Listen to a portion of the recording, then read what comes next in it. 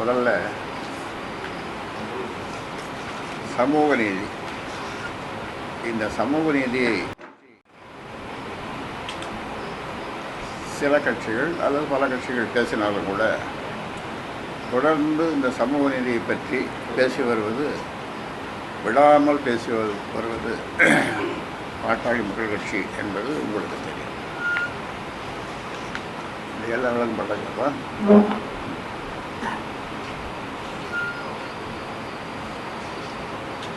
இந்த சமூக நீதி பற்றி முதல்ல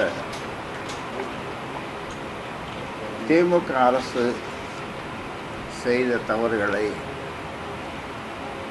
திருத்தி அமைக்க வேண்டும் என்பது முதலாவதாக உங்களுக்கு சொல்கிறேன்.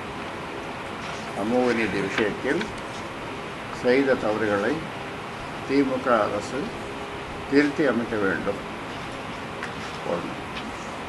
இந்தியாவில் 10 மாநிலங்களில் 96 தொகுதிகளில் இன்று 4ஆம் மக்களவைத் தேர்தல் வாக்குப்பதிவு நடைபெறுகிறது. இன்னைக்கு நடந்துட்டு ஆந்திரா, தெலுங்கானா மற்றும் ஒடிசா மாநிலங்களில் இன்று சட்டப்பேரவைத் தேர்தலும் கூடவே நடைபெறுகிறது.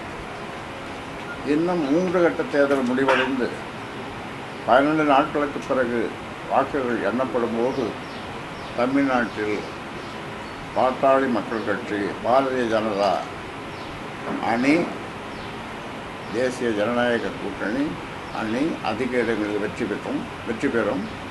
மத்தியில் மோடி 3வது முறையாக பிரதமராக பொறுப்பேற்றார். இதில் 2வது, தமிழ்நாட்டில் சாதிவாரி மக்கள் தொகை கணக்கெடுப்பை நடத்த வேண்டும் என்று 44 ஆண்டுகளாக பாட்டாளி மக்கள் கட்சி வலியுறுத்தி வருகிறது, போராடி வருகிறது. அதை கொள்கை அளவில் ஏற்றுக்கொண்டுள்ள தமிழக அரசு கொள்கை அளவில் மத்திய அரசு தான் இந்த கணக்கெடுப்பை நடத்த வேண்டும் என்று தட்டி கழிக்கிறது. பீகார் வேகமாக போனால் இன்னும் போவீங்க, நிதானமாக போகலாம், எழுதுறதுக்கு முடியுது போகலாமா?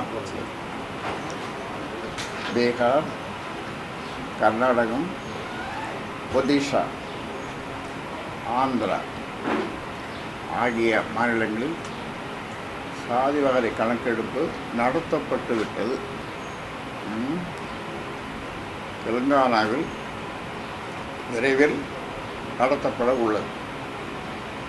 தமிழக அரசு இனியும் தாமதப்படுத்தாமல் நடத்த வேண்டும் என்று ஊடக நண்பர்கள் மூலமாக, ஊடகத்தின் மூலமாக தமிழக அரசை கேட்டுக்கொள்கிறேன். தண்ணி கூட. 3வது, வன்னியர்களுக்கு 10.5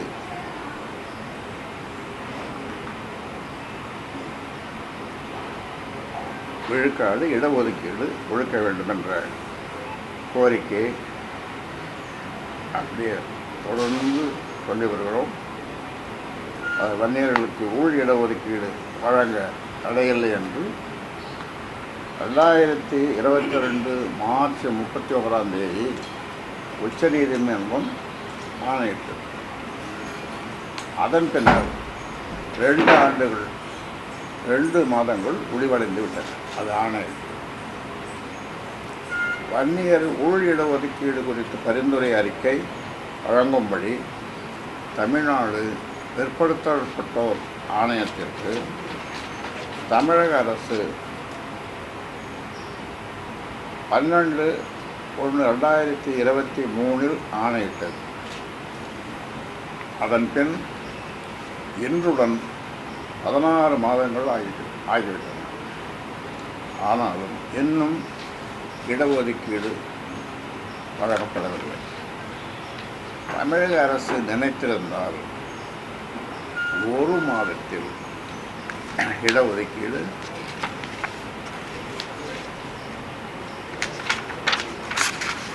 வழங்கியிருக்கலாம். ஆனால் 2 ஆண்டுகளுக்கு மேலாகியும்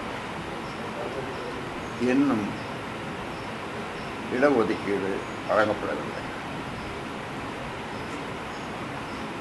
சமூக நீதி சார்ந்த விஷயங்களில் கடந்த காலங்களில் செய்த தவறுகளை திமுக அரசு திருத்திக் கொள்ள வேண்டும். போராட்டம் நடத்தாமலேயே முதல்வர் மு.க. ஸ்டாலின் இடஒதுக்கீடு வழங்குவார் என்று நம்பினோம். இது சம்பந்தமாக நேரில் நான் பார்த்தேன், பல கடிதங்கள் எழுதினேன். அன்புமணி பல முறை சந்தித்தார், அவரும் பல கடிதங்களை எழுதினார். குழுக்களாக போய் பார்த்தார்கள். கௌரவ தலைவர் தலைமையில் போய் பார்த்தார்கள். ஆனாலும் கூட ஒன்றும் நடக்கும். இடஒதுக்கீடு வழங்குவார் என்று நம்பினோம். ஆனால் நம்பிய எங்களை கைவிட்டு விட்டார். பயனேதும் கிடைக்கவில்லை. எனவே வன்னியர் இடஒதுக்கீடு கோரி போராட்டம் நடத்த தீர்மானித்துள்ளோம். தேதியை விரைவில் முடிவு செய்து அறிவிப்போம்.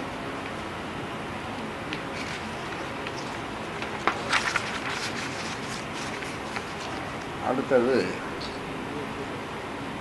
நீங்கள் இந்த கேள்வி கேட்பீர்கள்.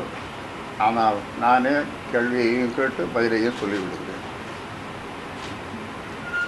விக்கிரவாண்டி சட்டப்பேரவை தொகுதிக்கு ஆகஸ்ட் அல்லது செப்டம்பர் மாதங்களில் இடைத்தேர்தல் நடத்தப்படும் என்று எதிர்பார்க்கப்படுகிறது.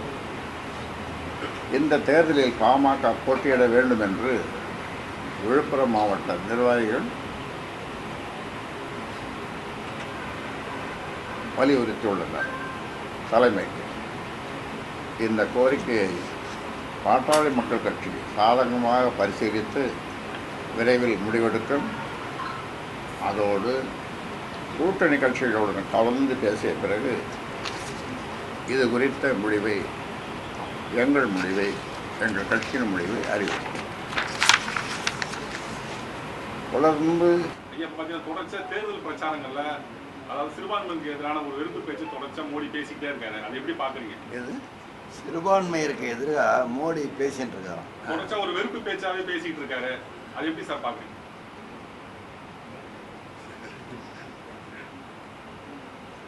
ஒவ்வொரு கட்சியும் ஒவ்வொரு விதமாக பேசுவாங்க தான். அது தேர்தல் நேரத்தில் அப்படி பேசுவாங்க. சிறுபான்மையினரை குறிப்பிட்டு பேசிக்கிட்டாரு. அதாவது குறிப்பா இஸ்லாமியர்களை குறிப்பிட்டே பேசுறாரு. இந்த மாதிரி வந்து இந்துக்கள்ட்ட இருந்து எடுத்து இஸ்லாமியர்கிட்ட கொடுத்துருவாங்க, இடஒதுக்கீட்டை கொடுத்துருவாங்க, 2 மாடு இருந்தால் ஒரு மாடு எடுத்து கொடுத்துருவாங்க அப்படின்ற மாதிரி தொடர்ச்சியா இஸ்லாமியர்களை குறிப்பிட்டு அவர் பேசிட்டு இருக்கிறது ஒரு சரியான பிரச்சார அணுகுமுறையாக பார்க்குறீங்களா?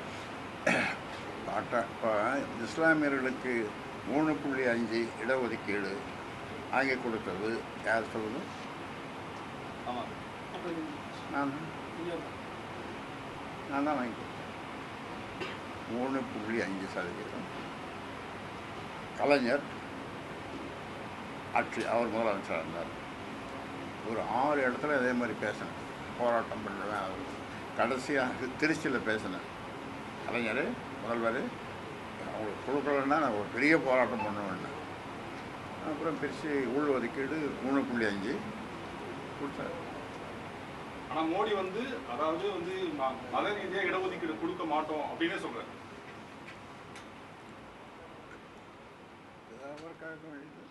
தமிழ்நாட்டில் கல்வி தேர்தல் +2